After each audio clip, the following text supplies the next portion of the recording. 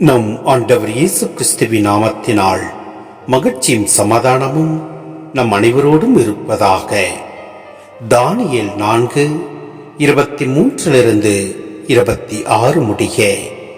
மேலும் அரசரே, காவலராகிய தூயவர் ஒருவர் வானத்திலிருந்து இறங்கி வந்ததை நீர் கண்டீர் அல்லவா? அவர், இந்த மரத்தை வெட்டி அழித்து போடுங்கள், ஆனால் வேர்கள் நிறைந்த அடிமரத்தை அப்படியே நிலத்தில் விட்டு வையுங்கள்.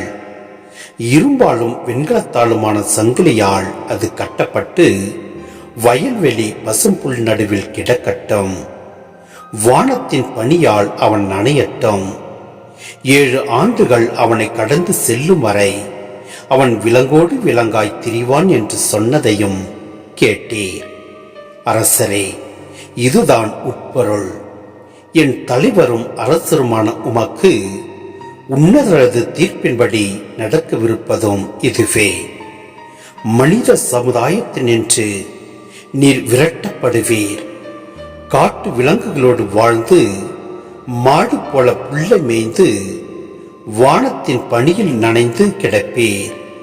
இவ்வாறு 7 ஆண்டுகள் உம்மை கடந்து செல்லும். மனிதர்களின் அரசை உன்னதமானவரை ஆள்கின்றார் என்றும் தாம் விரும்பியவருக்கே அதனை தந்தருள்வார் என்றும் நீர் உணரும் வரை அந்நிலை நீடிக்கும். வேர்கள் நிறைந்த அடிமரத்தை விட்டு வைக்க வேண்டும் என்று கட்டளை பிறந்தது அல்லவா?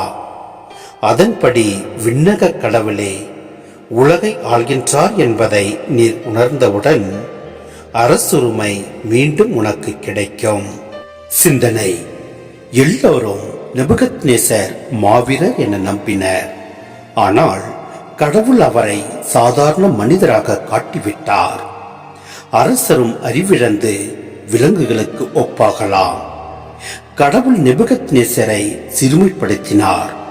இவ்வாறு அரசர் அல்ல, கடவுளே நாடுகளை ஆள்கின்றவர் என காட்டியுள்ளார்.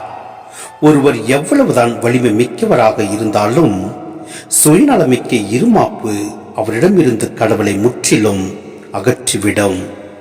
மக்கள் எதிர்கொள்ளும் சோதனைகளில் மிகவும் கொடியது இருமாப்பு.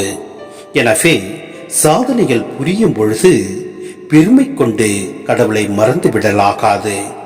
நாம் ஒவ்வொருவரும் நம் ஆண்டவரில் விசுவசிப்போம். நம்மில் இருக்கும் இருமாப்பை அகற்றி நம் ஆண்டவரோடு ஒன்றித்து வாழ்வோம். எல்லாம் அல்ல இறைவன் நம்மை நிறைவாய் ஆசீர்வதிப்பார். ஆமென்.